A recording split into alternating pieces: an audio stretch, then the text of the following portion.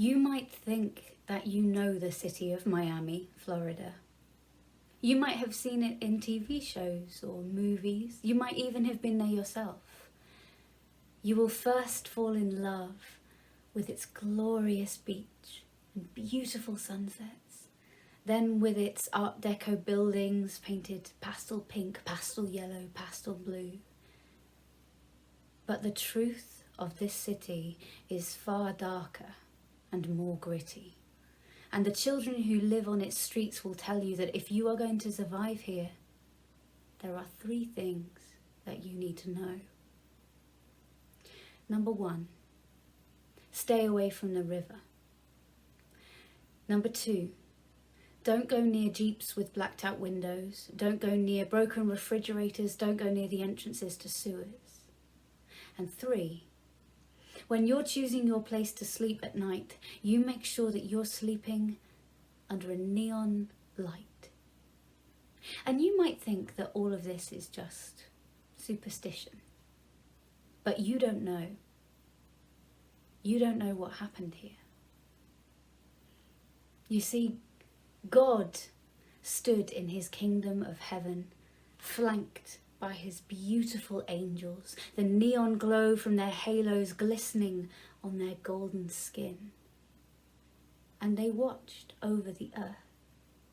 They saw everything, all of the beauty and the pleasure and the sensation that the world had to offer. They watched. But one of God's angels was not content only to watch. And his curiosity grew inside him like a fire, until one day he turned to God and he said, I want to go down to earth. I want to experience all of the rich and bountiful pleasures that the world has to offer. But God told him, no, your place is here. Your duty is to watch. But the angel argued with God, and God argued back, and argued and argued and argued and argued, until a great schism was forged between them. And one day God became so angry that he ripped the halo from the angel's head and pushed him out of heaven, and he fell down, down, down, down, down to the sulphurous place below. And there, Lucifer, for that of course was the angel's name, sat and festered and rotted and plotted. God and his angels watched over the earth, and time went by, and the old earth became new. And what God saw was destruction, despair, deceit, evil spreading over the world like a virus. And it pained God to see his beautiful creation this way. It made him sad. It made him weak. Or at least that is what Lucifer thought. And he saw God in his kingdom of heaven, and he had a plan. He went to every crack and corner and crevice of hell, and he plucked and picked and pulled every demon and brought them together, and he said, my friends, for too long God has denied us the rich and bountiful pleasures of earth. But look at him now. See how sad he is. See how weak he is. And without God, the angels have no real power. So what hope would they have against all of us? And so today, my friends, we will rise. We will march on the kingdom of heaven. We will take the kingdom of heaven, and then we will take the world. And so the demons gathered all of their pitchforks and their torches of fire. They put on their most hideous masks, and cackling, they rose on the kingdom of heaven. And God saw them coming. He took one look at that army of demons, and he turned his back. He ran, he fled, he left the kingdom of heaven. The angels tried to stop him, but they couldn't, and he left. No one knows where. And you might think that God ran in fear. And it's true that Lucifer's army of demons were a terrifying sight to behold.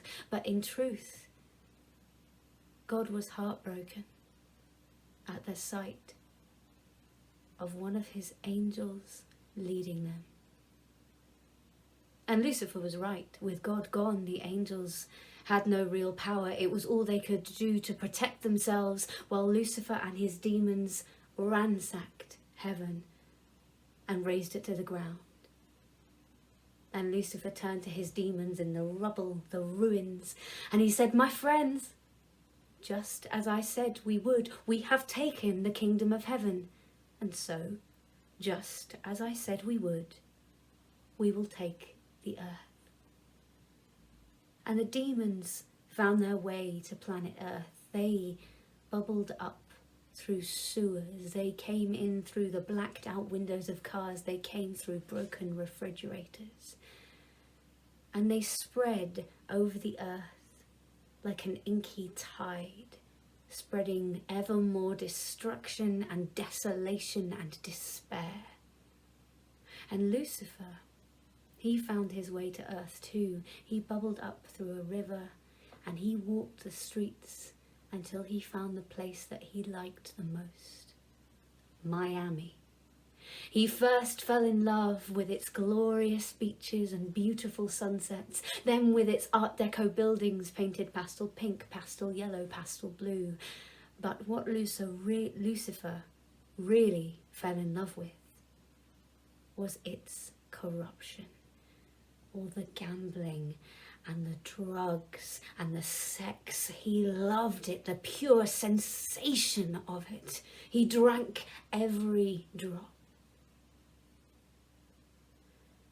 And the angels in the ruins of heaven stood watching the earth, watching the chaos and destruction that his demons brought. And one angel with a blue halo said, "We must do something. We can't let this go on." But the other angels say, "What can we do? God is gone. We have no power. The demons are many and we are few. We cannot defeat them." But the blue lady said, "We must try." And so the angels found their way to earth, and they came through the neon lights, the brightest lights of all. And they spread out across the city of Miami, trying to find which particular drinking hole Lucifer had stashed himself in. But the blue lady hesitated, because she knew that the angels were right. The demons were many and they were few. And so she walked the streets of Miami through the dust and the dirt and the grime until she found a weapon. Lucifer had hidden in a bar called Sweet Liberty. He liked it because the walls glistened with gold, and there were rabbit warren tunnels with rooms and dark corners for doing dark deeds. The angels found him there and they gathered outside. The blue lady counted 3, 2, 1. They burst through the doors. They saw demons everywhere in every corner, but the blue lady drew her weapon. Bang! One demon dead. Bang! Another. Bang! Bang! Bang! Bang! And as the dust settled, the blue lady locked eyes with Lucifer. And just for a moment, she saw a flicker of doubt cross his face. But then he steeled himself. He let out an almighty roar and he ran at the angels. The angels ran to meet him. They came together with an almighty crash. There was kicking and biting and spitting and scratching and pulling and clawing and kicking and punching. But the angels just about managed to grab him. The blue lady took the light from the candles and wound it round and round and round and round Lucifer's body, pinning his arms to his side. And they lifted him over their heads and marched him out of Sweet Liberty Bar, down the windy, dusty, dirty, grimy streets of Miami until they reached the river. They counted 1, 2, 3, and they plunged him into the water. And where the water touched his skin, it bubbled and boiled and turned his golden skin bright red. And kicking and screaming, angrier and more furious than they had ever seen him, he bubbled and boiled and sank down into the murky waters.